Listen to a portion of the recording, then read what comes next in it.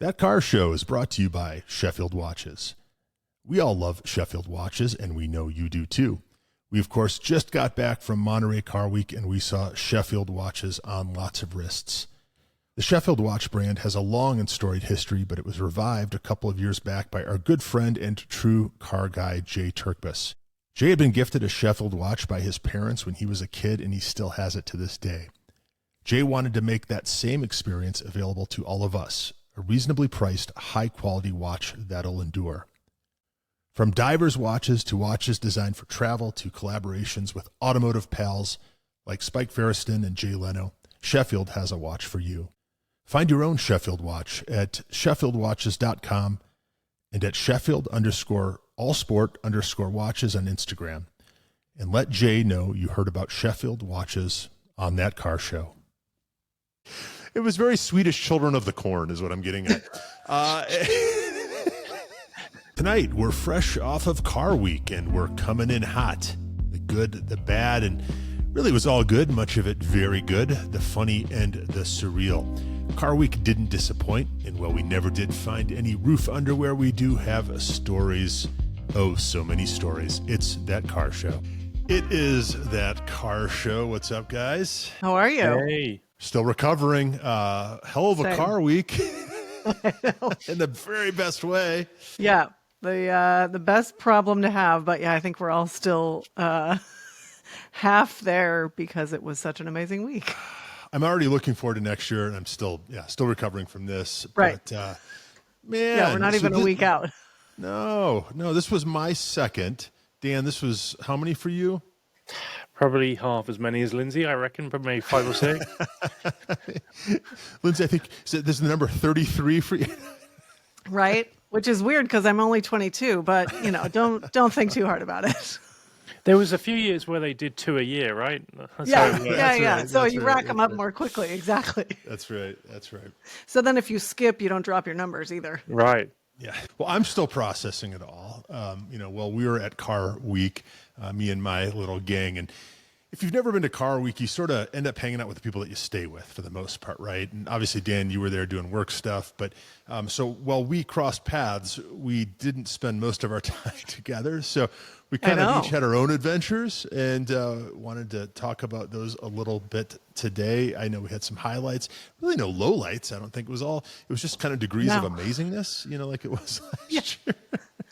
Well, and I was sort of marveling at that once we were back, once we had all left the Monterey area, was how little we actually saw each other in person. Yeah. And I think that really illustrates Car Week if you haven't been there, because we all had different schedules.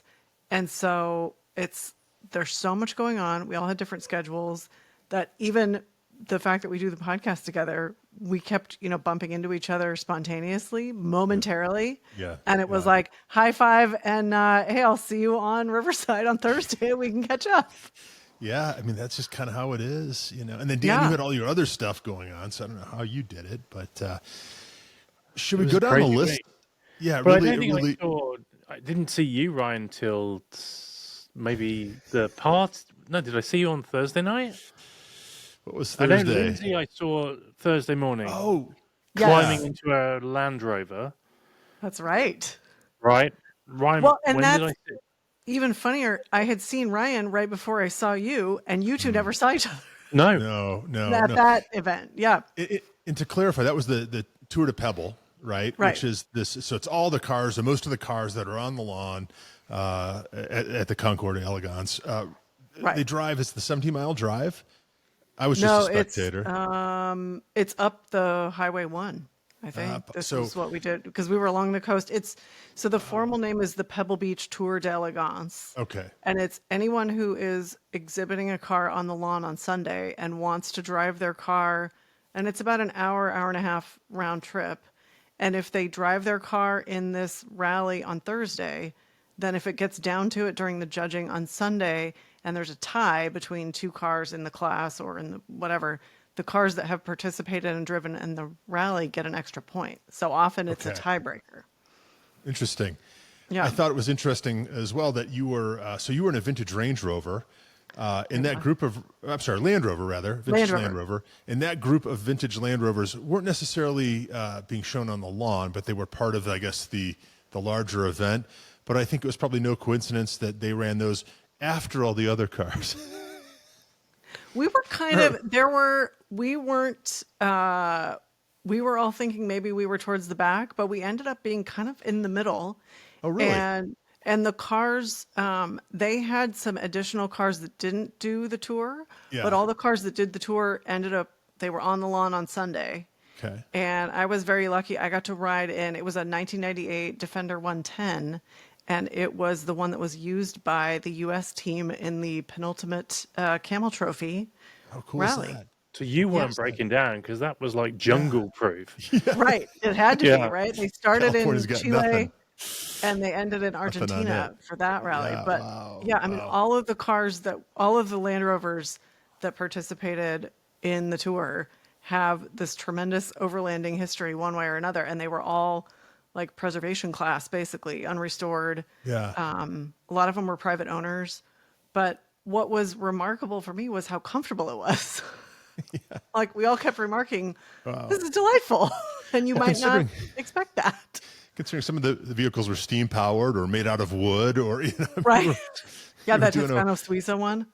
Oh, I mean, it was incredible. Ended up winning it all, right? But yeah. But we should backtrack because I think the week at least started for me with Motorlux, and that was the night before. And so Motorlux, if you don't know, is put on by our friends at Haggerty. So it's this social event. It's this great party at the what do they call it? The Jet Center in Monterey, right? Where we all flew in, right? Right. And they transform this runway, these taxiways into the event. But there's also the broader auctions that are going on. And it's kind of like it's kind of like the opening bell to everything, right? So it's a great event. They have these food stations, drink stations. You run into all kinds of folks there, and it was a very good time. It is a who's who, if ever there was one, for sure. It is a who's who, yeah. And it gets a little tougher as the night goes on because it gets darker and people drink more. But it's a fantastic event. So we all came out of that going into Thursday for the tour and all the other things that went on. But Thursday was kind of a chill day, right, compared to the days that would follow. It depends. I think it depends on what your schedule was. Yeah. Well, what else did you do on Thursday? Thursday, I went to the track after the tour. Oh, wow. And then Range Rover had a reveal. They did a one-of-one called the Asilomar, and it was a tribute to the Monterey Bay. And so they revealed that Thursday evening. So it was a very Rover day for me. So you're a pro, though. Yeah, you've been doing this for a minute, and some of us. Did you get a fragrance? I didn't, but I did end up with something else. With a Range Rover? Yes. Funny enough, I brought the Asilomar home in my suitcase. Thank you for asking. Well, I went to the Range Rover house as they were setting up earlier in the day. Yeah. And they had an English lady who apparently the biggest selling or the fastest trajectory in terms of products right now for fragrances are in-car smells. So forget your Christmas trees or your magic, lights and stuff. These are curated smells for your cars. So this lady was telling me through the story, and because Range Rover partnered with them, we got a free package of it.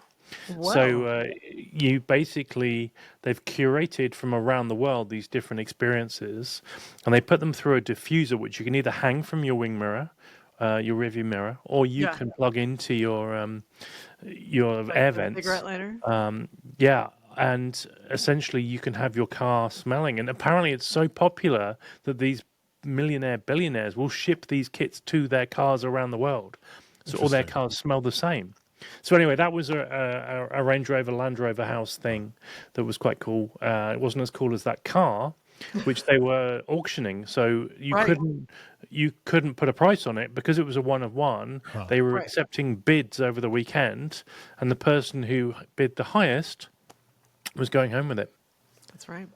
And it was part of the proceeds are benefiting the Monterey Bay, I think, preservation group, and I That's funny. The apologize for sales not guy didn't remembering tell me that bit. their full name.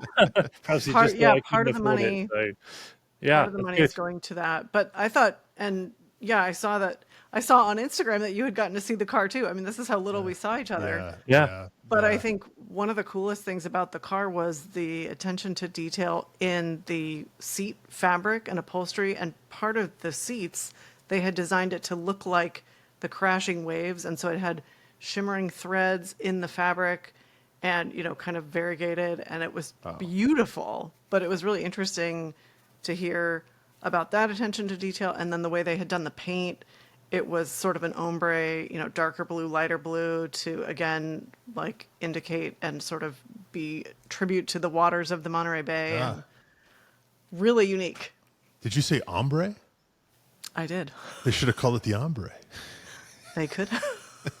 They should have asked us. What happened to Next that year- Ford position looking for the nomenclature specialist? Right. I'll tell you what happened. I clicked on it today. I was going to apply, and it's closed. So there goes that dream. Wow. So congratulations to the new nomenclature expert at Ford. right. We'd love to have you join us. That's right. I can't wait to hear what you come up with. Right. Oh, That man. Silomar is taken, just so we're clear.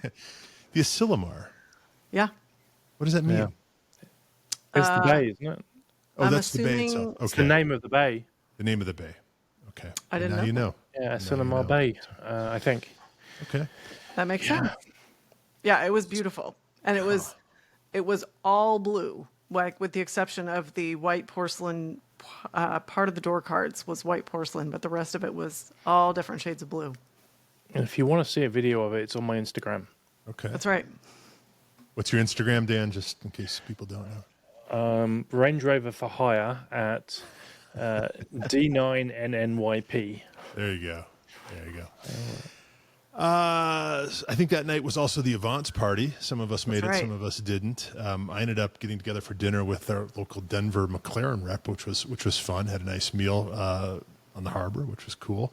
Of course, we went to dinner at a pasta place on the water, which seemed to didn't quite track for me. So we all ended up ordering lobster ravioli. But anyway, the Well, there Avance you go. party I hear was a good time. Ran into some friends. It was fun. We saw Yeah. the Dicedies. Yeah. If you're ever at a party, you want to be with the Dicedies because there Yeah, was you a do. really long line for pizza. And I don't quite know how, but John convinced the guy cooking the pizzas to swap the pizzas for beer. So we managed to skip the line and grab 2 fresh pizzas.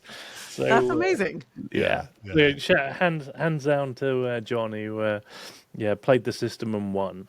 Yeah, and if you don't know John Deisty, he is the Porsche salesperson you want. He's at Porsche Colorado Springs, and he swears he can get you any car you want at sticker. So, not kidding. Now you know. And he can swap a nice... It's That's like, any car. what now? RS cars, STs, you name it. That's Yeah, give him a call. hilarious. Yeah, anyway, but... John and Lewis but are the yeah, best.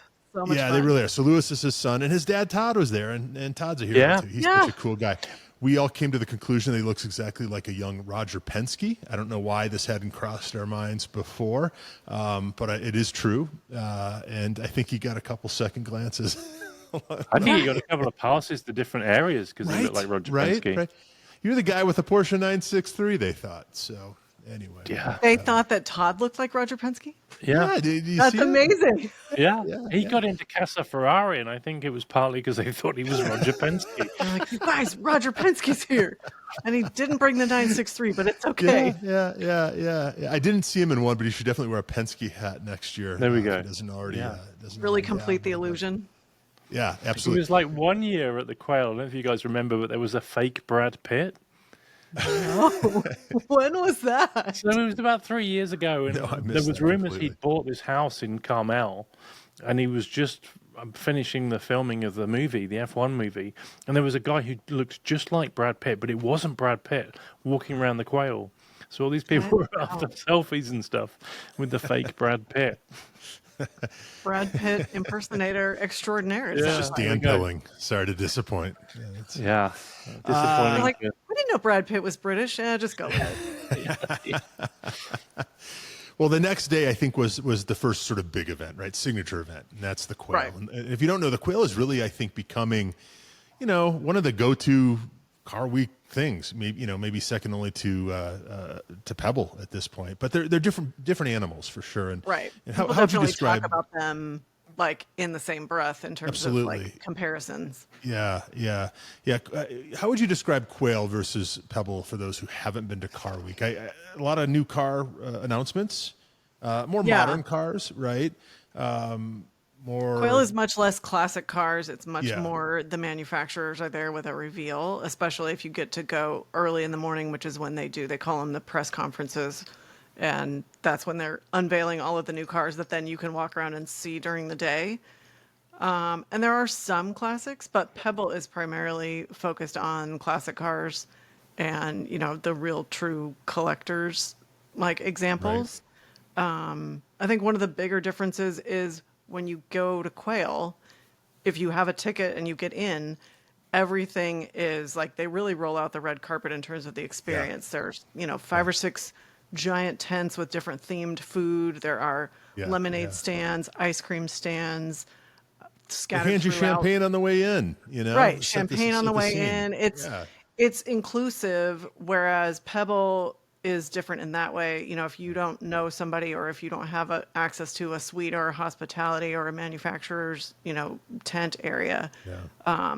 people will bring in like picnics on the lawn and Pebble, but Quail is much more sort of like It's kind of feeding the you almost against your will. Yeah, it's kind of the Pebble of the people, right? I mean, Yeah. it's a little it's a little Well, more the people who than can afford 1,600 the else. right, The rich people, Pebble, the right. rich people. Yeah, Yeah. yeah, yeah, But yeah, I yeah. think Yeah. what's interesting is that all of at least a lot of the exhibitors or manufacturers, Myers Manx is there, Roof is Yeah, there, yeah. and they have started even having, like, they always had water and champagne. But I know Sure. last year, Roof had breakfast burritos if you got there early enough. Myers Manx has amazing sun hats that they've been known for. Yeah. So it's sort of, it's like party favors nonstop at Quail. Speaking of roof, I saw no roof underwear, but I did get my roof hat.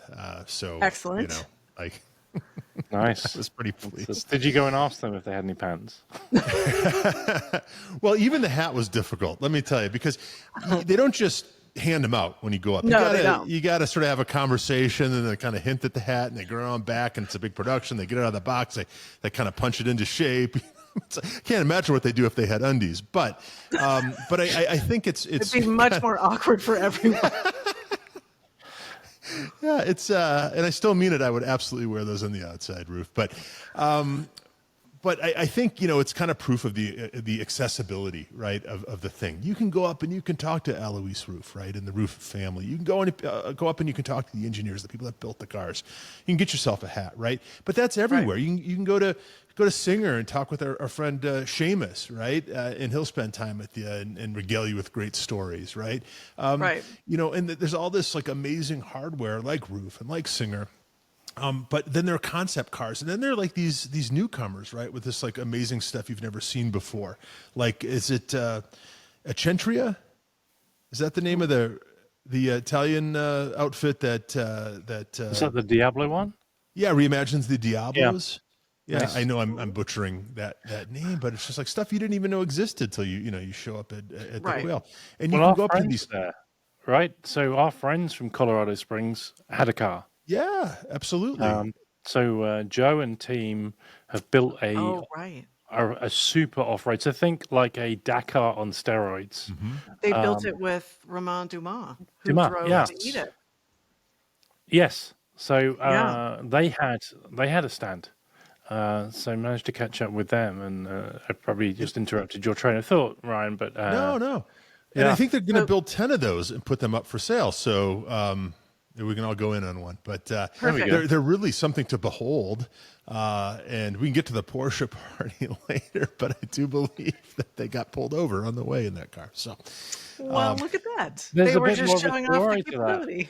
yeah. There's a bit more of a story to that because I caught up with Joe, and we were talking about the car, and I said, "Are you going to come to the Porsche party tonight?" And he went, "Yeah." And I went, "You know what you should do?" And he's like, "What?" I said, "Park that red car in front of the Porsche party. You'll Yeah. get so much press. You'll Yeah. get so much photography." He's like, "That's a good idea." So I am in an Uber coming down to the Porsche party, and as I'm coming down, I see that he's been pulled over by the cops. So now I automatically feel guilty because it was my idea that he brought the car down. But apparently, Justin had a permission to pass, permission to drive slip. So actually, the police just wanted to have a look at it, and they let him off. That's someone else I didn't see, but Huh. for 5 minutes all car week, our Right. pal Justin Underwood from Porsche Colorado Springs. So I know. I didn't see him at all. I mean, it's remarkable that we saw each other like a couple times each, honestly, Yeah, when you yeah, think about I know. our schedules and the number of people and the number of things that were going on. I know. Well, back to the quail though. You know, it's always amazing, right? I've talked last year about arriving to Car Week, and I am seated in a restaurant next to James May, right? Right. And this year, I had a similar experience where I'm at one of these many food stations at the Quail, and I've gotten my food, and my friends are coming back. My group are coming back with drinks, and so I sort of saved room for them. And this tall, handsome man kind of comes to the table and said, "Well, can I sit across from you?" And I said, "Sure," and didn't really think much about it. And then everyone else, including John Dicey, the people who are really come back and like that's Timo. That's Timo. He's the president and CEO of Porsche Cars North America. Right. And then it clicked, and then we, had a nice conversation. Super nice guy. But this is the kind of stuff that happens at the Quail and throughout Car Week, right? Amazing people watching. Yeah. And I I think heard that Timo said to you he was in agreement that the GT4 was the best car Porsche made. I did Hey. hear that. Now there might have been something lost in translation, but it may have been a No, we're gonna Boxster go with that. 4.0 GTS. But yeah, it's I did overhear a couple. They looked like they were a moneyed couple, but I did hear a man at the Quail tell his partner that this is lovely, but it's good to know that we're worth as much as everyone else here. Wow. And that's a flex. Yeah. There you go. Well, and May that or may not have been true, but that is one of the ways that Quail has been evolving. And I've heard people comment, and I know Matt Farah related this story last year, but yeah. part of the reason that the hypercar manufacturers, supercar manufacturers, the more modern, current manufacturers display there is because and we talked to Johnny about this a little bit too, but they are able to debut a car and, I'm sure there's some technical definition, fudging, but basically sell out at the Quail. And, Matt heard a couple, like you said, Ryan, they were talking and he overheard them. And I don't know which manufacturer they were at, but they were Yeah. debating which colors to get. And they said, okay, Yeah, well, this yeah. one's going to be this and this one's going to be this. Yeah. And that is a big part of that event is the manufacturers and they bring in their clients and everybody's shopping. Yeah, and something to remember for those of us who aren't shopping, to maybe not take up too much time of these folks who are there and accessible, because there are actually people, throwing down dollars, and and that does happen. And I hope that we get to that point where we can do the same. Right. But for now, it's a spectacular place to window shop. I guess so. Favorites from the Quail? Dan? I liked the Gordon Murray S1, which is they're very careful to say it's not the evolution of the McLaren F1, but it looks very much like the evolution of the McLaren F1. And that car for me was the one of the show. Yeah, yeah.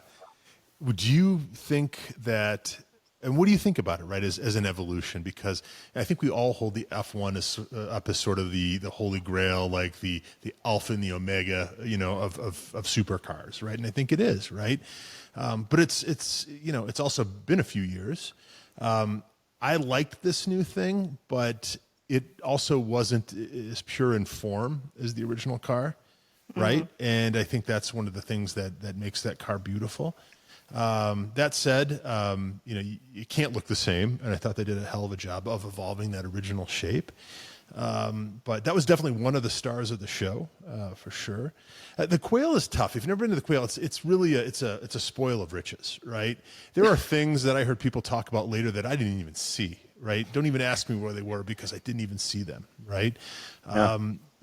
but it's like the world's best like state fair, right? Like, everywhere you look, there's a booth with something cool, Yeah. it's overwhelming. It's overwhelming. But what were your two favorite cars? Me?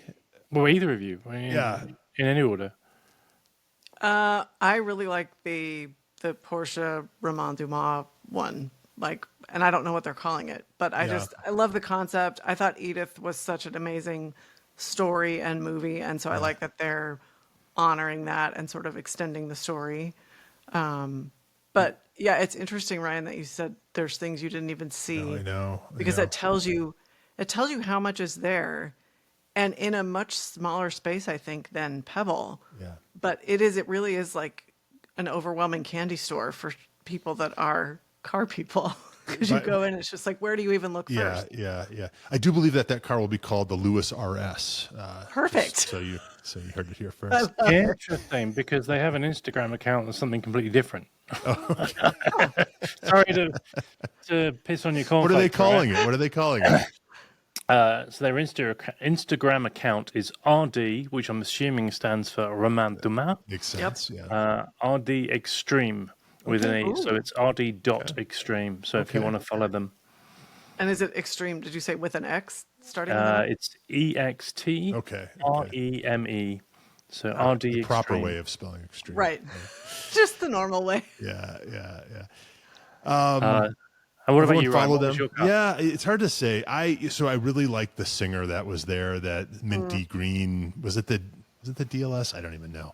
It was just fantastic. I would absolutely buy a singer if I had the money. But I was really drawn in by those eccentricas, I think is what they're called. These. So it's this Italian firm. Talked with the guy in charge. He said he would come on the show. So maybe that's why I like the cars so much. But you start with the Diablo, right? We've always talked about like what's the next singer, right? And I've made a case for the R107 Mercedes SLs, right? As a car that it's got a great foundation. The sky's the limit, and as wonderful as they were, they maybe really weren't the super light, sports cars, that the name would lead you to believe, but a lot of potential. They're everywhere. They can be picked up cheaply.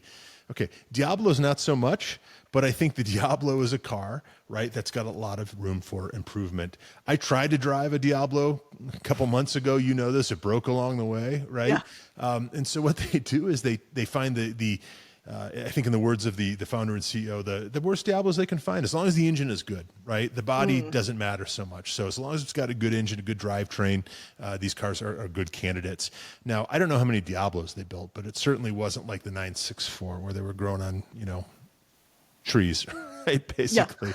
I can't imagine it was, we should look this up. If there were only a way we could look this up, but I'm guessing there were, a few thousand Diablos ever built, maybe like low few thousand, 2,000-3,000, right? It's just my guess. Sure.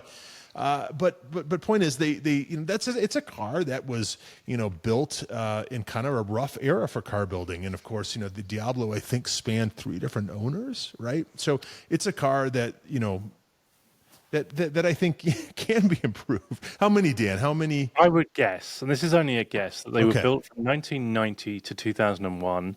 I would guess in total they made 2,884. I would guess of which 900 regular Diablos, maybe 530 VTs, maybe 465 VT Roadsters, 30 GTRs, and 337 VT 6 liters. But that's only a guess. You're quite Rough a guesser. estimates, of course.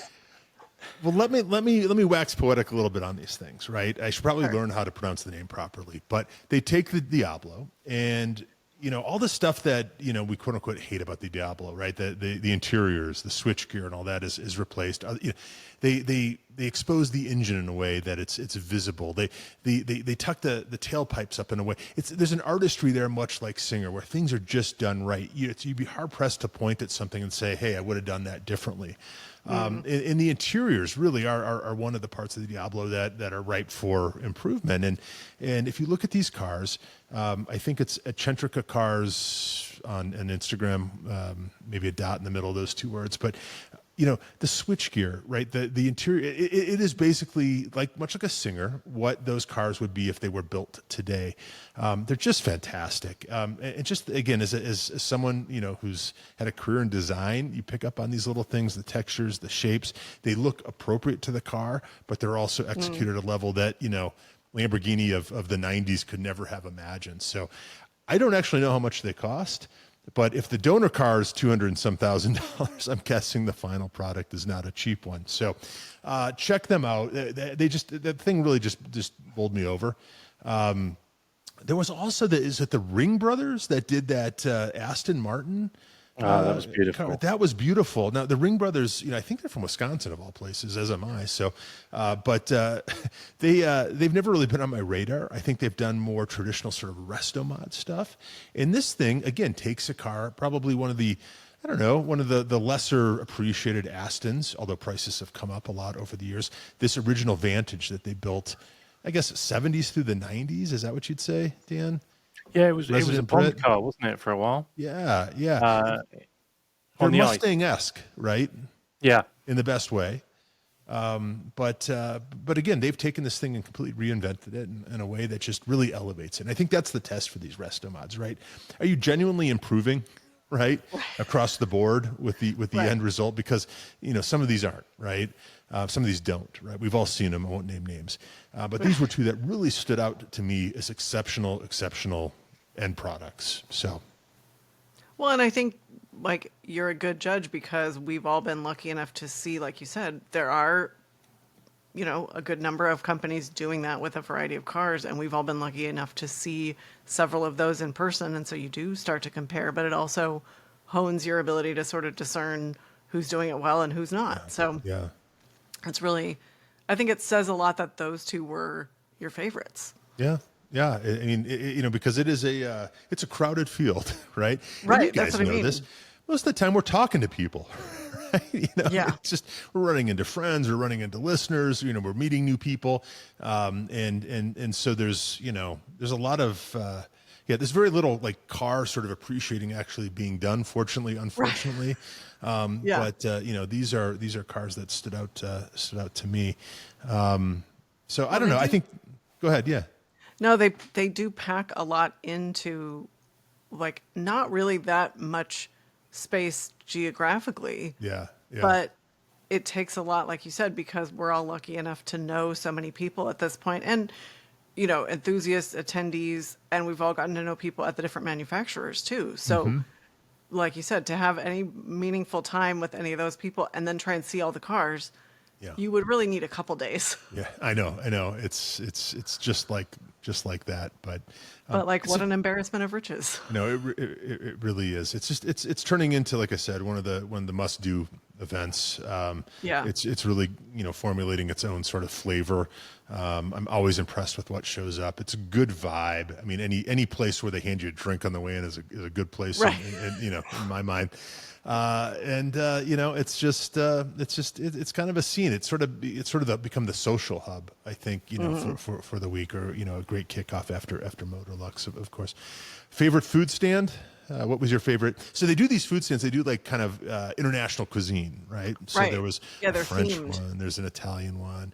I heard the American one was pretty good. Didn't get to it, but I guess they had a mean burger, a mean slider. Where'd you guys go? Or did you even make it to anything? No.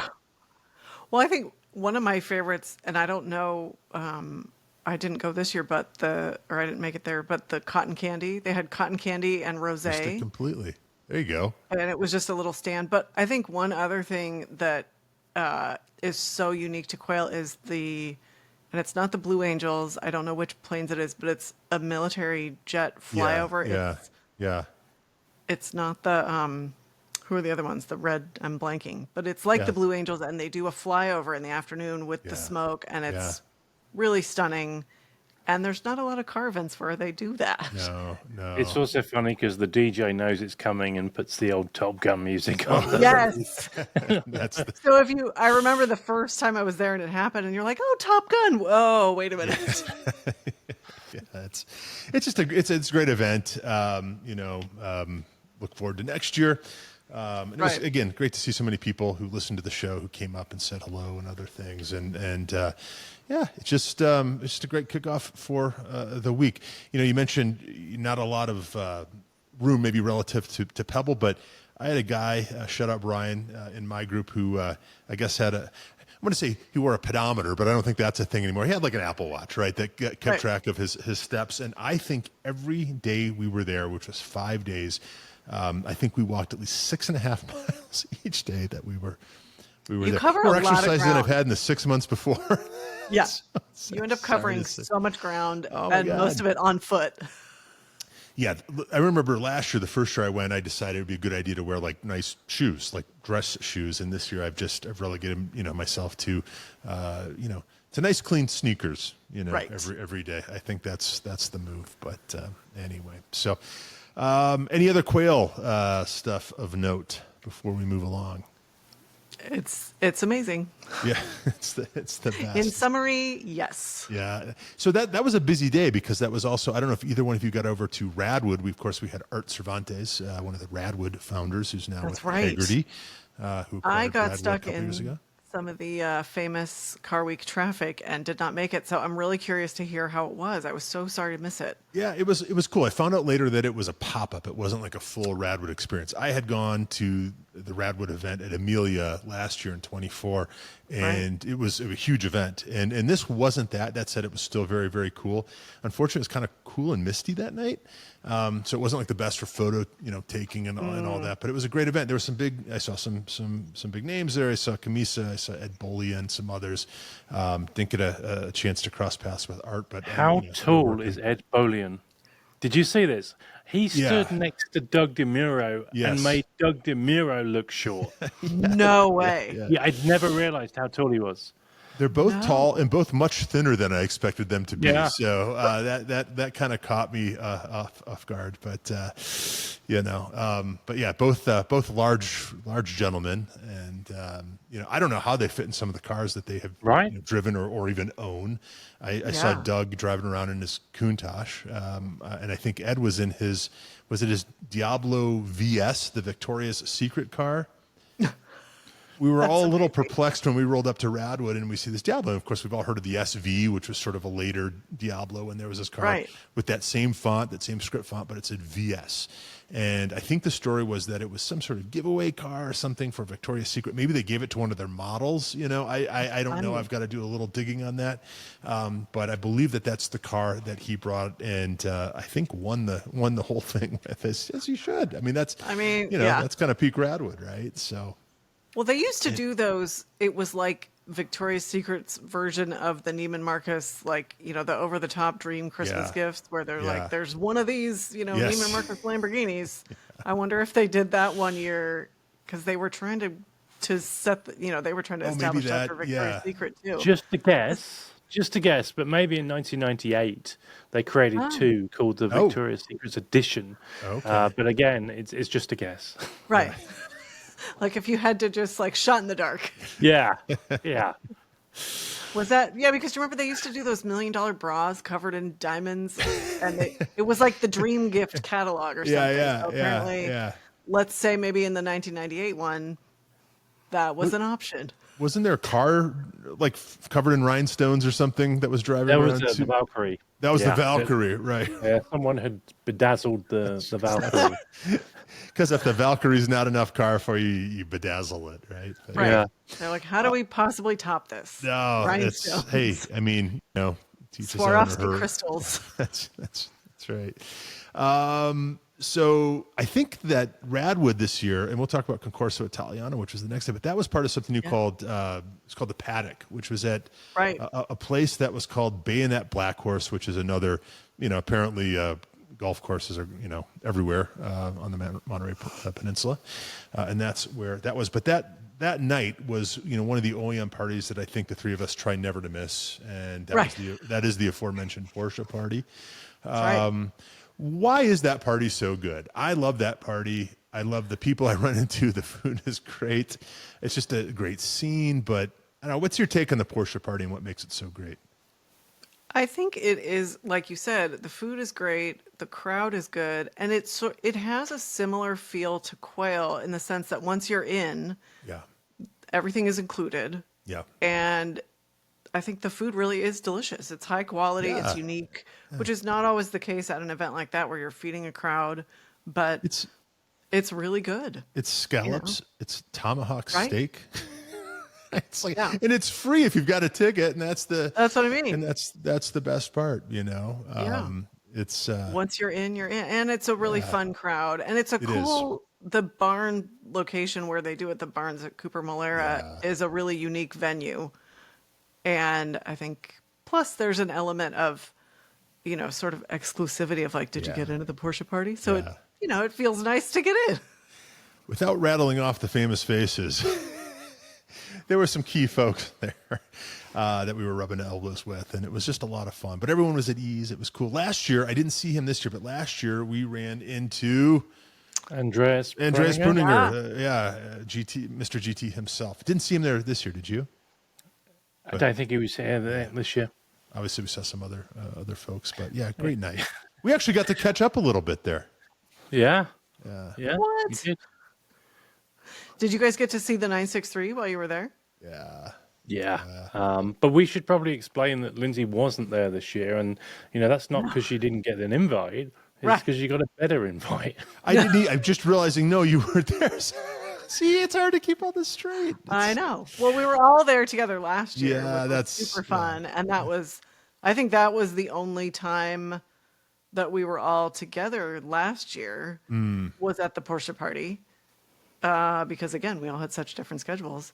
But no, this year, unexpected, like last minute, I had a plan change. My whole Friday changed, which I think is also very indicative of Car Week. If you are trying to do all these different events, you go into it thinking, okay, I know what my Wednesday looks like. I know what my Thursday looks like. Thursday night, my Friday completely changed, but in the best way.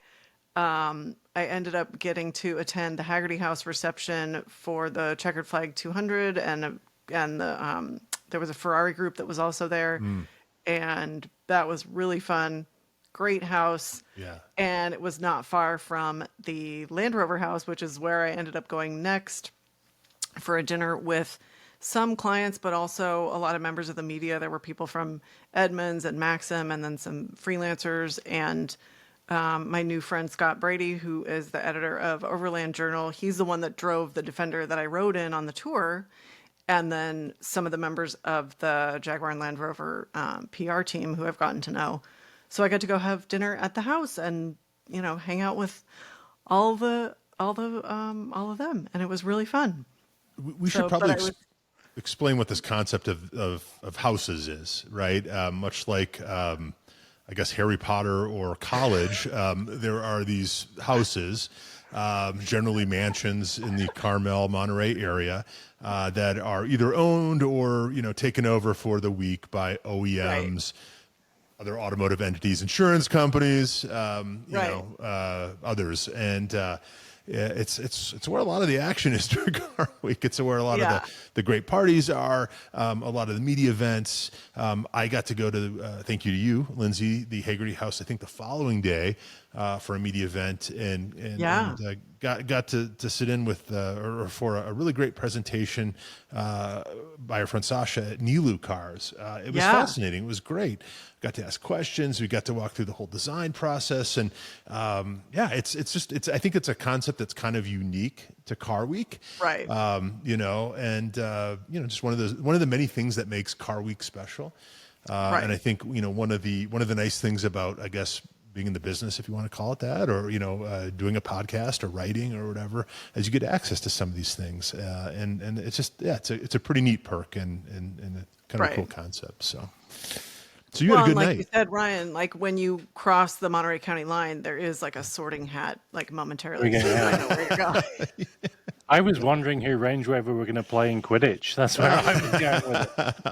BMW, because they were right next door. So they start out, they're the first tier, and then they work their way up the bracket. So, I was going to say, I hear Jaguars an easy mark these days, but Hey, we didn't even talk about that Jaguar that showed up at the Quail. Like that was the car. That was the car that was in, the buzz was all about, Right. Well, and I it don't was know, at many Motorlux months as ago. well. Okay. And Yep. then, I'm they had sorry. one Yeah. of Yeah. the- Motorlux is where we saw it. Yeah. First. And then they had a like a design studio in downtown Monterey that they had it on display on Saturday, and they had the car and they had a forum with some of the designers, and you could get up close. I mean, I don't know about you guys, but it was wild to see it in person after having seen That's all it. of the print and the media and obviously all of the discussions and the buzz and the opinions. To walk in and see it in person, I had a become moment an of like, well, that icon. can't be real. Like, wait a minute. There it is. And it's Yeah. huge. Yeah. And it's, what would you call the color? It was kind of a, Oh, it's like a brilliant, like super intense. So Ford used to have a color similar to that called moonlight blue. okay. And it's just this very intense. It's like if you've seen the Range Rover Sport SV, they have a really yes, unique, that's very intense yeah. royal blue metallic. And it was like that, but in a matte. Yeah. Yeah. Like this almost, it's like almost purple. You almost can't see it. It's such an intense blue. Right. Like absorbs light, Yeah. And I gotta say, it's not a bad looking thing. I think people just, again, we've talked about this ad nauseum, but I think it just departed so much from Right. the design language of Jaguar as we've known it. So good on them. It was kind of like a flex, right? To have that thing front and center, right, at these Right. events. But Well, and it was, there was something, and I don't know what the experience was for you guys. There was something about seeing it in person, and maybe it was because we've seen all the pictures. It wasn't the initial shock that we all had when it first debuted in the ads and all the media, but it was less stark or less aggressive visually in person than it was in the photos, I thought. Yeah. You're absolutely right. Speaking of cars and speaking of houses, I had a funny story. You went to all these houses. Yeah, we got an invitation somewhere along the week to go to the Koenigsegg house. Okay. Ooh. Now, Koenigsegg is not a car, I'm super familiar with. I appreciate them. I think they're awesome. There's always the question, Koenigsegg versus Pagani, what do you got, right? I've always claimed Koenigsegg. I've always liked the way they looked. Obviously, they're amazing performers. They're doing some amazing things. Christian von Koenigsegg was making the round at Car Week. It didn't quite work up the courage to say hello to him, but somewhere along the line, we got an invitation at the Koenigsegg house, okay? Nice. So three of us roll up. It's my buddy Colin Seckel, who you both know, had a Range Rover Sport for the week, and I've got thoughts on that, which we can come back to. He toned it down this year, then. What's that? He toned it down this year because last year he had that electric Hummer. Yeah. And that's when those were pretty new. And I think, we had people taking pictures, and and it didn't fit anywhere. This was at least a slightly smaller car. Yeah, that is an enormous car for Carmel. So this was a Range Rover Sport, a nice appliance white, right, from the rental condo. It was a great, vehicle to shuttle around in. But so Colin was driving. Colin's a big dude. I'm not a small guy. I'm in the passenger seat, and in the back seat we have our friend Brian Rudin. And if you listen to the show, you know Brian because he's got an amazing garage, and he's let me drive some of his cars to write about for Auto Blog and to talk about here. So we roll up to this house, and you can kind of picture it. It's much like the Haggerty house or one of these others where, it's a driveway off a residential street, kind of tree lined, but it's a house, right? It's not, it's not a parking lot. There's a little driveway. And so we go in and we see two Koenigsegg cars on the left, and then a couple of obvious like rental cars on the right. One was a BMW and one was like a Chevy Malibu or something. But there's really only room for those four cars, right? And we just thought it was strange. Maybe there's a shuttle we missed that we should have taken or whatever. But it's strangely quiet. So we roll up in this thing, and again, there's one way in, one way out. And there were three or four sort of lean young Swedish, men polishing cars and just sort of, I don't know, hanging out. I thought you were about to say masseuses. Well, they could have been masseuses. They could have. What I found was I think interesting. we're about to find out, Dan. Yeah. They were all like dressed in like, do you remember parachute pants? Back in they seemed to sort of have like these sort of fitted sort of, suits on, like parachute pants, white t-shirts. And then they all had the Koenigsegg Ghost. If you know the Koenigsegg Ghost, it's a ghost. It's this, I think, sort of this Air Force, Swedish Air Force derived symbol. I think the company started in a former Swedish Air Force hangar or something. All had these. So it was I don't want to say cult-like, but they were all kind of dressed the same, and then all had these medallions around their necks. And so we roll up, and Koenigsegg, if you're listening, these are just observations. I very, very much want to be re-invited next year. So we roll up, and we're kind of thinking someone's going to come out to greet us, tell us where to park, that kind of thing. And, you know, the one young Swedish fellow comes up, and Colin rolls down his window, and he looks in, and he sees Colin, and he looks at me, and he sees Brian in the back seat, and he kind of, I don't know, hangs out, you know, over the window that's down, and he looks at us, and he goes, "Hey, what's going on?" And Colin says, "I don't know, you tell me." Oh, no. And the guy from Koenigsegg goes, "Well, what are you looking to do?" And none of us really know how to reply. And it felt very illicit. Mm-hmm. You're like, hold on, what are the options? Yeah. And and this conversation went back and forth a few times. It was very awkward and strange, and you know, we had on good authority that we were welcome to stop by any time, that it was an open house, right? And finally, you know, it came out that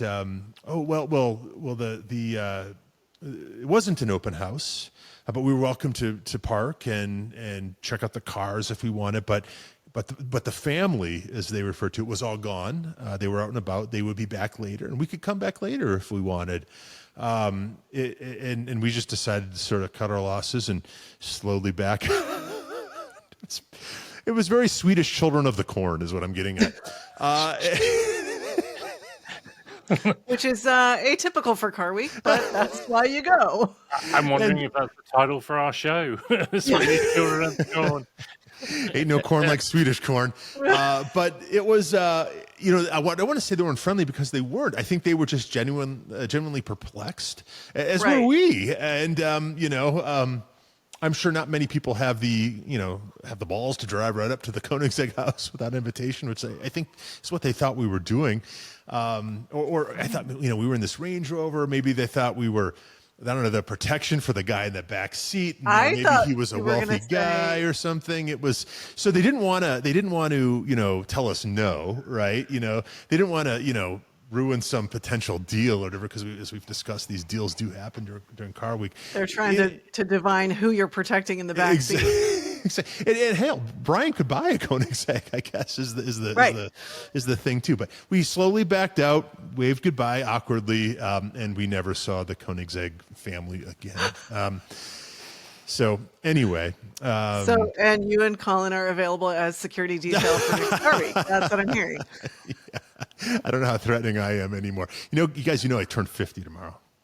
50 tomorrow. Oh, the great 50. Oh wow! In the sky or whatever. Yeah. This is happy early birthday. Thank you. And if you're listening the day of the show, happy birthday. Yeah, and I think we would ask everyone should send a message on his Instagram to wish him a happy birthday. I'll take it. Anything that will lift me from the malaise of what's officially, I think, old man era is welcome. Are you entering your very own malaise era? Yeah. I am the equivalent of a 7.2 liter V8 that makes 120 horsepower, right? Is that what you're saying? Well, at least you're not an old diesel. That's a good thing. No, that's no, one of those Oldsmobile diesels which would turn off cylinder banks and really be ineffective. No, I'm going into this with a smile on my face. I think. Some new ideas about how to live life, right? You know, things that, 15, 20 years ago were vanity are now just about staying alive, staying healthy. Making sure your back doesn't hurt. That's right. So I do currently have a temporary crown on a tooth. So I am entering my 50s with a temporary crown. Just yet another reminder of age and all that comes with it. But it's definitely a new chapter. I'm writing an article right now about much of what we're talking about for Autoblog. Look at that. And it started as sort of I guess an ode to Car Week and has sort of devolved into reflections on your own on aging. Yeah. Check it out. It's great. It's a really uplifting read. That's what I'm It hearing. is. It is. And It is. also, Anyway, sounds moving like you on. really But know how to party. absolutely, but thank God for Car Week, right? I mean, because it does afford us these opportunities to live a little, right? And Right. you don't think about politics, you're not checking the news, No, you might as well be 25 while you're there, right? And it's just an amazing week like it that. is. It is a little bit of it's like the dream week for car enthusiasts Yeah, and people that love driving, and it's like we all agree to just suspend reality and just enjoy all of the crazy stories and opportunities that come our way, and it's yeah, magical. yeah, yeah, yeah. There's definitely there's a high, right, that lingers, right, for a couple of weeks at least, and Speaking of highs, should we introduce a competition this week? And do we think? yes, I think we should. Just so I think we announced a couple of weeks ago that we are lucky enough to have a sponsor for the show. I think we've got a few lined up, but this one in particular is Sheffield Watches. Yes. We've been fans of Sheffield Watches for quite a while now, and actively bought our own watches, and been fans of the brand. But as part of this sponsorship, we actually get to occasionally give watches away. That's right. This would be our first watch giveaway. So in honor of our first watch giveaway, what we thought we would do is give folks a task, and the very first person to complete the task will win the watch. It will be a watch of their choice from the Sheffield website, subject to availability. So we'll make our very best to try and get that watch. If not, we'll get a second alternative. And what we thought we would do is make it quite simple this time round. And we'll repeat this at the end of the show as well, just so that if people didn't get it in this first instance, they'll hear it at the end. But what we'd like you to do is follow Sheffield Watches on Instagram, and follow Sheffield Watches on Instagram, and follow That Car Show on Instagram. Mm-hmm. Then what we would like you to do, and there's only two things you need to do here, the follows, and then go to one of the Sheffield Watches posts and comment on it and say at That Car Show and whatever watch you would like. That will automatically then appear in our feed, and the very first person who does that will win themselves a watch. So just in a recap, follow two accounts, That Car Show, Sheffield Watches. Go on to Sheffield Watches, look at one of the posts and comment at That Car Show and what watch you would like. So it's pretty simple, and it's probably the easiest way you could ever win a watch. So first listener, first giveaway, good luck to you all. That's right. And we should share the Sheffield Instagram is Sheffield_allsport_watches. So go check it out. And I think the pink, I think I saw another post about the pink GT, which I am just today. unsurprisingly very excited about. Yeah, So yeah. curious to see. That's a pretty great deal, though, right? I'm just saying. I mean, you just have to be early bird gets the worm, or in this That's case, right. the Sheffield watch. So can't wait to see who wins that, and we'll have more to come too. So if you miss out on this, just stay tuned. Back to Car Week. Sorry, I thought. No. Thanks for yeah. Because we're at 55 minutes, and I'm afraid. Kind of on a tear here, so I'm glad you mentioned that. We haven't even before we done got too far. Saturday or Sunday yet, have we? No, I well, let's know. talk about Saturday, because Saturday, Dan, I don't know what you were up to. I was at Concorso Italiano, which I'm happy to talk about, but you, Lindsay, right. were with our friends at Spike's Car Radio for a live recording, which That's I'm envious right. of. I was at the Concours forums, the Pebble Beach forums, where they do all different types of panel discussions. They had one with all women this year. They had Land Rover did one. Scott Brady was on the panel. And they, as they've done the last few years, the Spikes crew did a live podcast as well. And I got to go, which was really fun. And I actually had my own reserved seat, which is Nice. always special. It's always nice to see your name in Yeah. lights, as it were.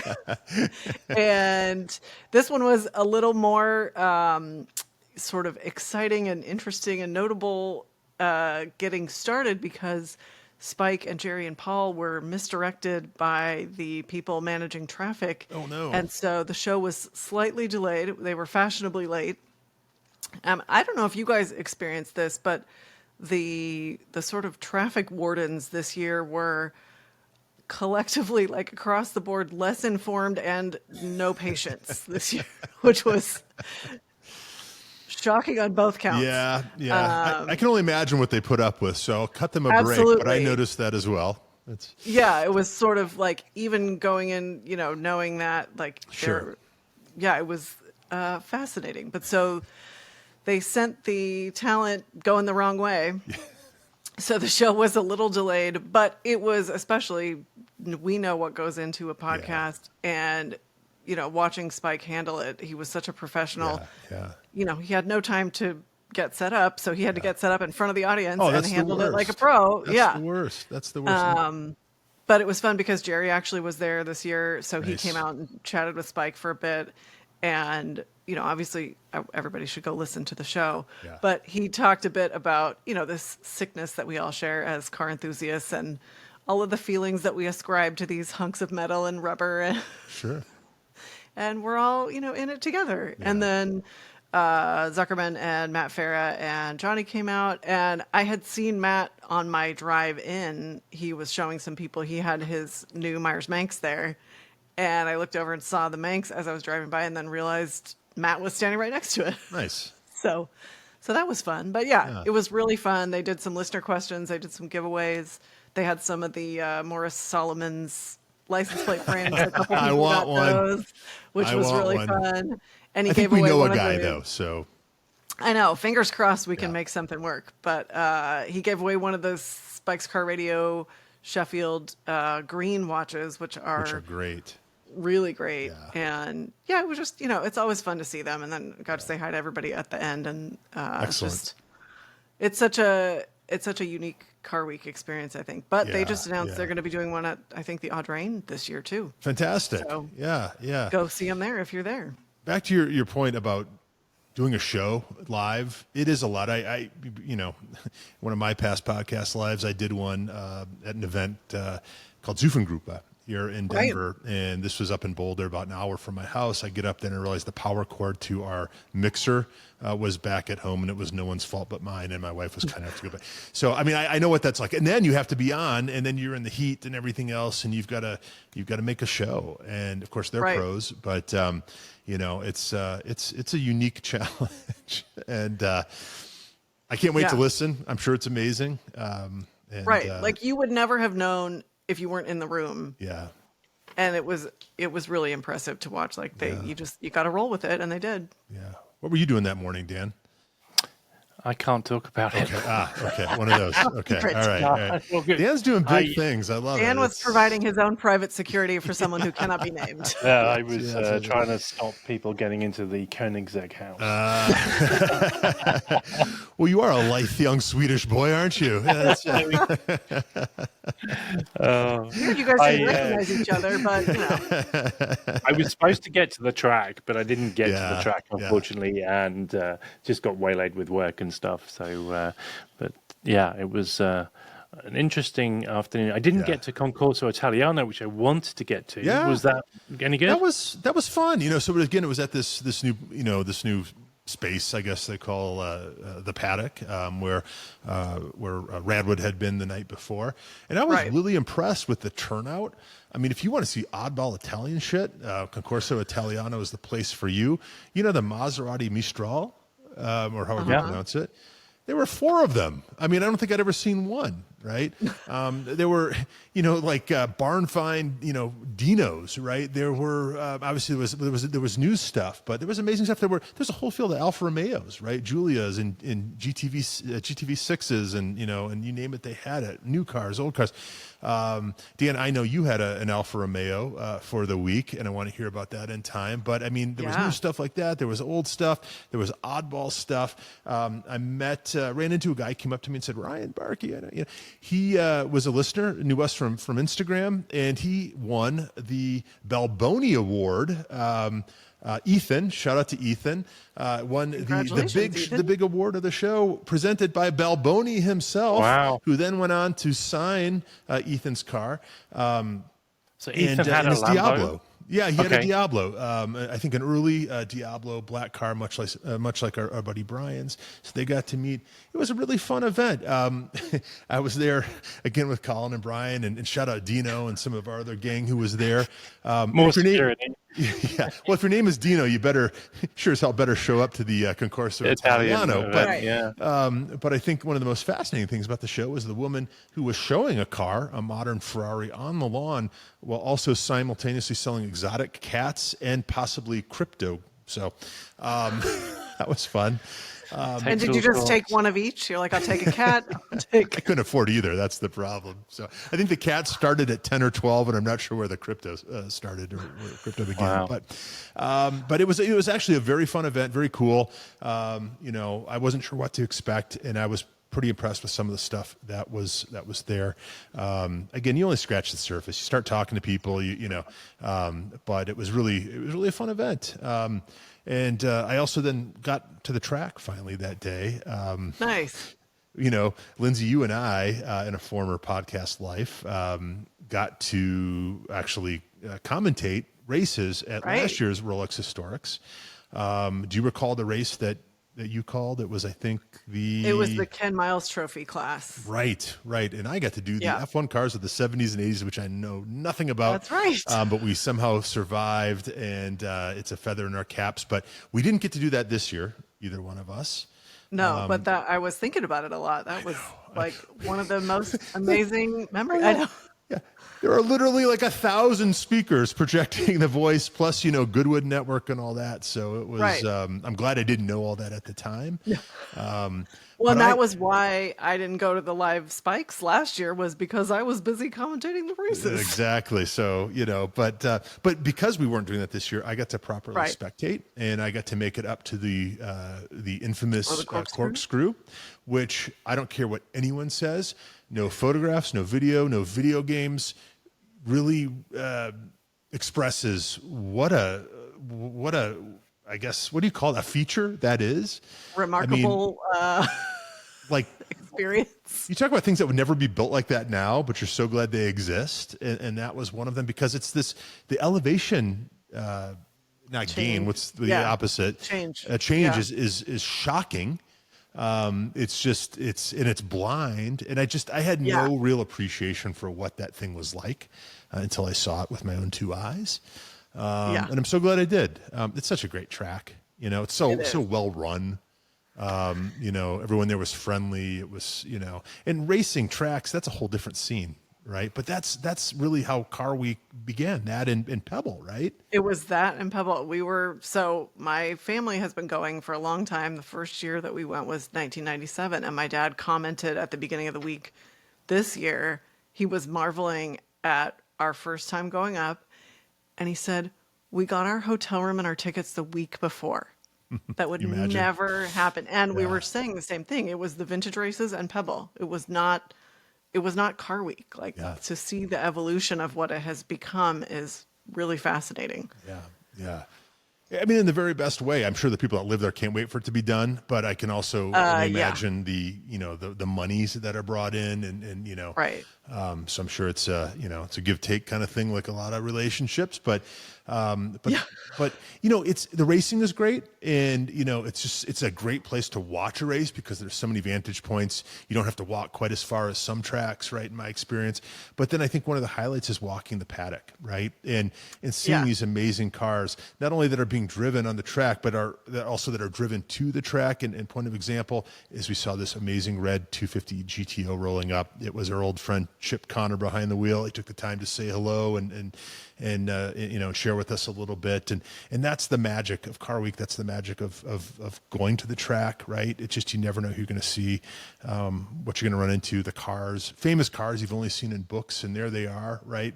Being started up, you can smell and hear, and it's and being really raced. Amazing. I mean, I think that's the crazy thing. And you said the class that I got to commentate last year, Jim Farley was one of the drivers, in a Cobra. I mean, it's the wildest confluence of your heroes and these hero cars and, famous people and people that are car famous and just regular famous. It's wild. Zach, talk about flashbacks. The race that I commentated. Sorry, Dan, go ahead. You just gave me a flashback. Yeah. At the Quail, I met Jim Farley's son. Oh, you did? Oh, yeah. Nice. I think he must be like 14 or 15. Oh, amazing. Yeah. And I don't think used to it. Yeah. Just Amazing. random. Amazing. Sorry. No, they have the nicest family. That's It's just also like Wisconsin. Do you see the theme here? we're It's sensing a theme. Yeah. that's right. That's right. Well, that night, just to move things along here a little bit, was the also infamous Zinger party. Were you all That's there? Were right. we all there? I can't remember. Okay, Dan Dan was wasn't not. there. Lindsay, you and I were there. And we actually got to catch up. I know. So many people there. It was really, really cool. It And was amazing the people I you met. and Matt Farah had actually emceed. They shared a documentary of what they've done with the car, and they did a tour of tracks in California, setting records at the various tracks, and they made a documentary film. So it reminded me of going to see Yeah, Edith with you guys last year. yeah. So apparently, a theme for me for Car Week is I get to go see a documentary every year. So I'm not sure what's I going to be missed that, next year. but It was 21. really cool. Yeah.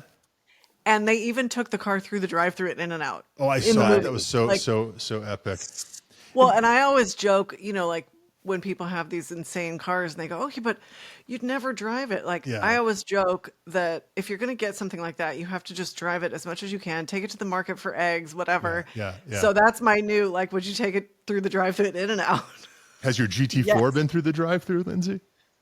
Not yet because it hasn't been near an In-N-Out. Squad goals, squad goals. Yeah, Well, exactly. well, Zinger famously, and we talked about this the last time we talked about Car Week, had this Area 21. The car's called the 21 something or other. By the way, it's 2,100 horsepower, right? Which is, that'll get you a record or two. But last Not year they bad. had this Yeah. this amazing sort of Area 51 or what's it? Yeah, Area 50 Area kind of 21. themed Yeah. alien UFOs, and lots of silver lame bodysuits and gyrating young people, and it was a blast. It didn't have that this year, but they did bring the Shake Shack burgers and fries out again at the end of the night, Yeah. which was wildly appreciated. Legendary. Yeah, so good. So Yeah, that they did gold this year, some of the women. yes, but it was not quite the over the top spectacle. I think they really focused on the achievements of the car and all that, and it was cool. Yeah. And again, I think as far as like value for dollar for like people that I bumped into, that I met, was introduced to for the first time, or had met before, that may have been the party. I I think think it we was. picked up a few potential guests along the way. Got a couple commitments. Definitely. Well, right? yeah, So- and our friend Mark from Horace Straps was there. yes, Shaheen from Rivian was yes. there. Obviously, Matt Farah. My friend Retromobile. Christina that I got to do. Yes, that's right. We got to see Romain and Gerard from Retromobile. Yeah, they say they're coming on, so we'll see. I know. Look forward to it. They're Had so that liquid excited. courage, and I was asking people left and right. So it's moving on. So the next day was Sunday, not a Right. small day in the Car Week calendar. So how'd your Right. days start? Dawn Patrol. Dan, were you there for that? Which is I wasn't. I caught up with Lindsay shortly afterwards. Okay. Didn't get a hat, but the interesting thing this year with the hats Yeah. was that they have metal tags, and I think they're numbered, aren't they, Lindsay? they are. Yep. So now you not only have to get a hat, but you have to get a good number, right? Like it's Yeah. the Colorado Grand or the Amelia, right? It's Right. Yeah. Seinfeld would probably not be pleased. I don't know what numbers I got. 22 or nothing With for the, me, but Right. Car numerology. No, yeah, they have like authenticity. They're amazing. Yeah. Amazing. And that's I think because of our friends at Haggerty, right? That hands us. Yes. Haggerty are the ones Yeah, that distribute the hats. Yeah. And yeah, so we And the got donuts. there. And the donuts. Sorry. And the donuts. And the donuts and the coffee. That's right. Yeah. Well, Yeah, I and slept it in, was- unfortunately. What'd I miss? So it was beautiful and it was clear, which is really unusual. It was like the first year that it was clear at Dawn Patrol in a long time. The weather the whole week was unusual because we had rain at the Zinger party, like actual rain the night before. But then it was clear, there were stars in the sky on the way into Dawn Patrol, which was really cool. And I hadn't done it before, and my dad and I went. So we got there just after 5:30. And what's interesting is you walk in, you kind of, wind around the lodge on the road down, and we came around a corner, and the crowd was so big that we gasped because there were so many people there, which is quite a feat. And it tells you the draw of the hats that many people have gotten up and gotten there by 5:30 in the morning. Wow. And what was interesting is how many people cleared out once the hats were distributed too. Like, the crowd really thins out, but Some we hats. were able to get, we were able to get kind of right up to the chain where the cars were coming through. And, you know, we mentioned the Dicey's. John and Lewis met us, and we hung out for most of the parade, you know, as the cars were moved onto the Yeah. lawn. But yeah, I mean, you get up close and personal with those cars, and to Yeah. see them driving, you know, it's another like the Tour de Pebble, where it's amazing to see them driven. Yep. And it was really cool because as the Land Rovers went through, my friend Lynn Woodward was driving one of them, so I got to say hi to her. And yeah, it's definitely worth the early morning for sure. So one of the things that struck me during the tour with those same cars was, Yeah. now maybe not the Land Rovers, not the sports cars, but some of those like brass era cars, some of those Pierce Arrows and Duesenbergs and those, you know, that type of, you know, the real, you know, the bespoke, the, you know, the coach built cars, right? They run silently. It's amazing. It's Yeah. amazing. Like Yeah, it's you would just, expect much more yeah, noise. yeah. It's a completely And some of different them, kind of flex, you know? right. That's some, some, you know, some what's the book? The Great Gatsby, right? I mean, that's, you know, these are the cars these folks were driven, and that was the flex, right? Now it's, you Right. know, crackles and pops on your BMW or whatever. But back in the day, I mean, that's how cool they were, right? And Yeah, they're just I just was stealthy. so impressed with that. But so Well, and to getting to see, you know, that's what struck me during the tour, and then getting to see them again at Dawn Patrol is most people never see one of those cars on the right, road. that's it. And to get to see that collection of them all Yeah. at once, and then some of them I saw driving twice, getting to do the tour and Dawn Patrol. Yeah. And one thing about the tour is that people camp out all along the route along Yeah. Highway 1. And then at the turnout, because you go out and back the same road. And so people know where the cars turn around. So they go up there and wait to see them turn. And if you've ever been to, you know, if people have been to Good Vibes, like on a Thanksgiving Sure. weekend or a big day at Good Vibes, it was almost double that it felt like at the turnout for the tour, Yeah. because people are just so excited. And it's like, you think about how lucky we are to see these cars Yeah. moving, Yeah. you know, Yeah.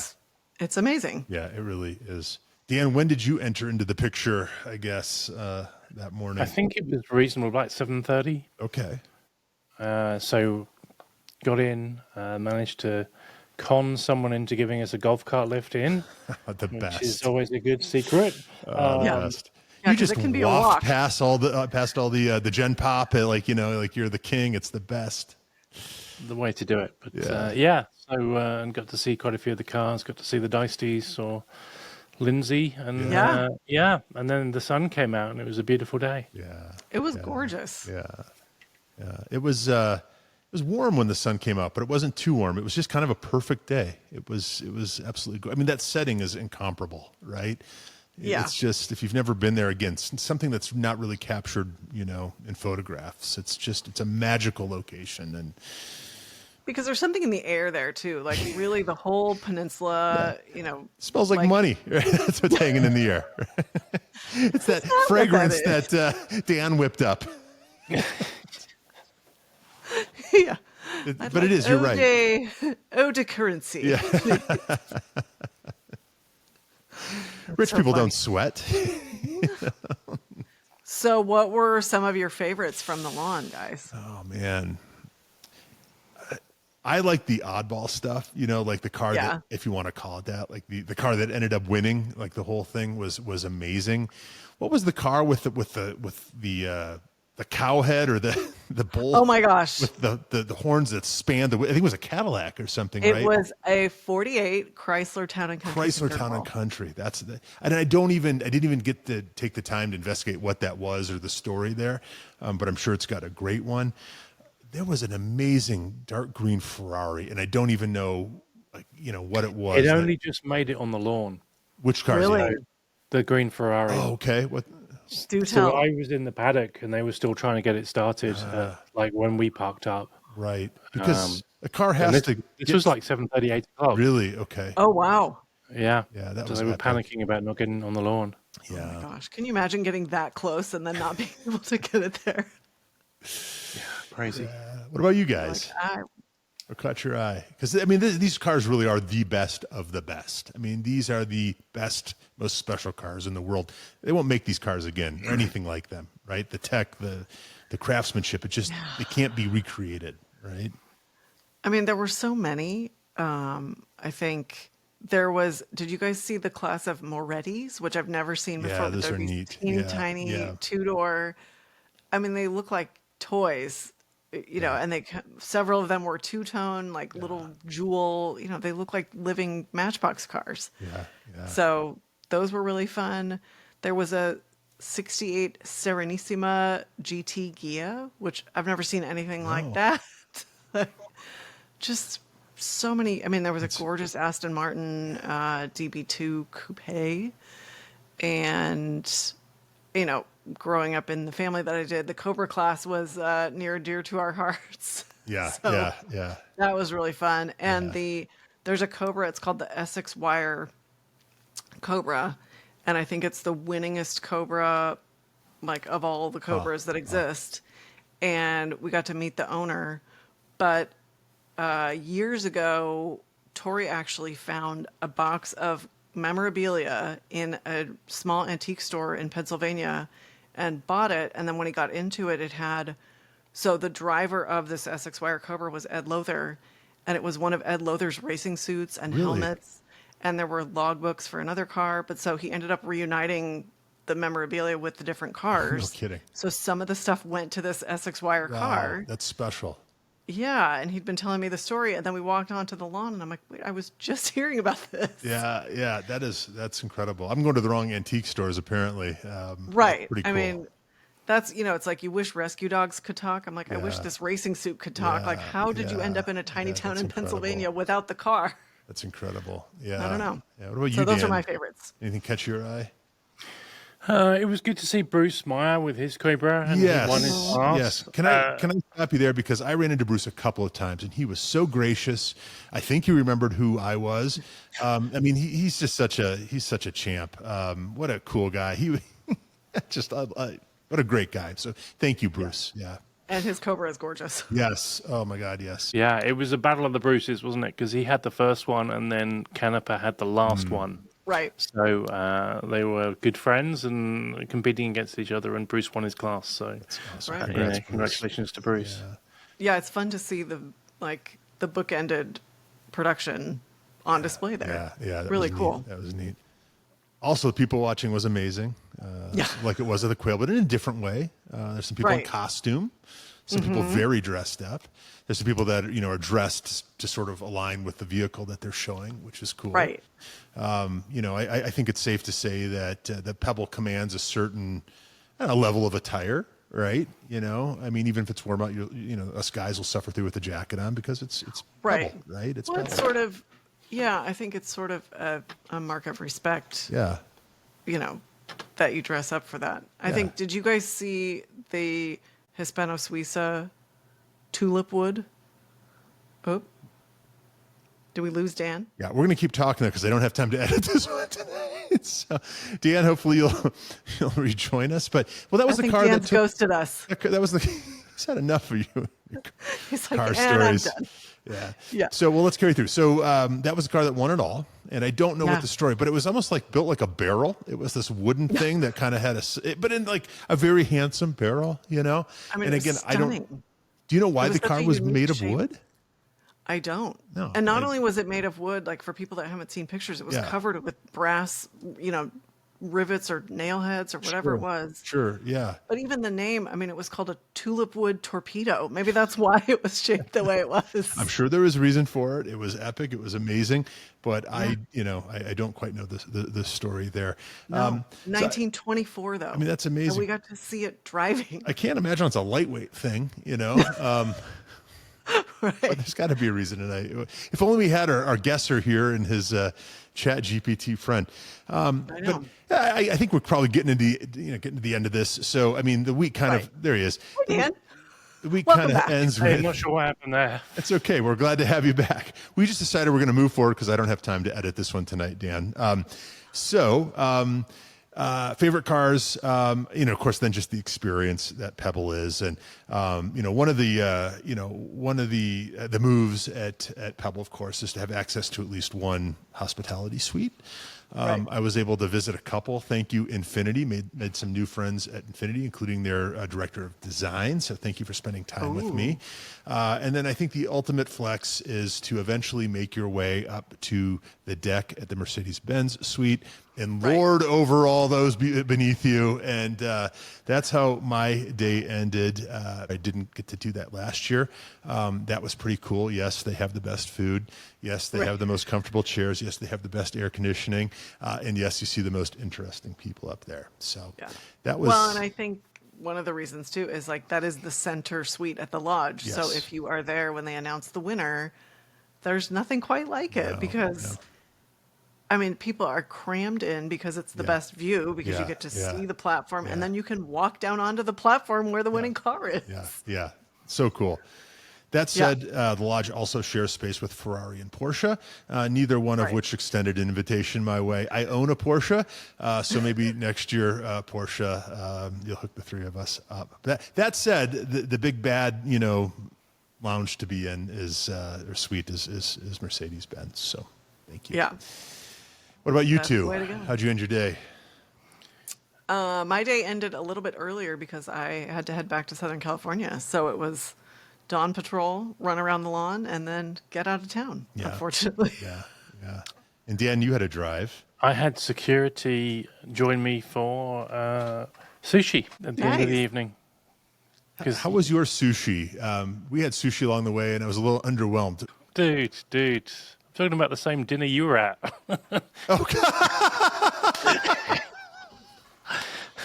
All right, maybe I will have to edit this out. Sorry, I thought you were with your other crew. This is what happens with It's private security. Yeah. I'm tired. I am so tired. I think you keep it in. Shoot. So we had $700 of very, very average sushi. Whoa. There was 7 or 8 of us, right? Yeah, that's true. That's Yeah. You were there. I was there. It was a thing that happened. Well, apparently I was there, but Ryan Allegedly. I mean, we're not even mentioning half the things that we did, or places we ate, or people we saw. That's the challenge. I mean, we'd be here for 8 hours, truly. Yeah. Like, which is an amazing problem to have. Yeah. Like, that's car week is just there's so much. Yeah. That's why it takes like a month to process it when you get home because you wake up the next day and you just go, what did I even do? And then you do it again. God. Right. I think that's a show, isn't it, guys? I think it is. Do we want to just do a plug again for the free watch? Sure. Do you want to give us the rundown? If I can remember. So I sure as hell can't.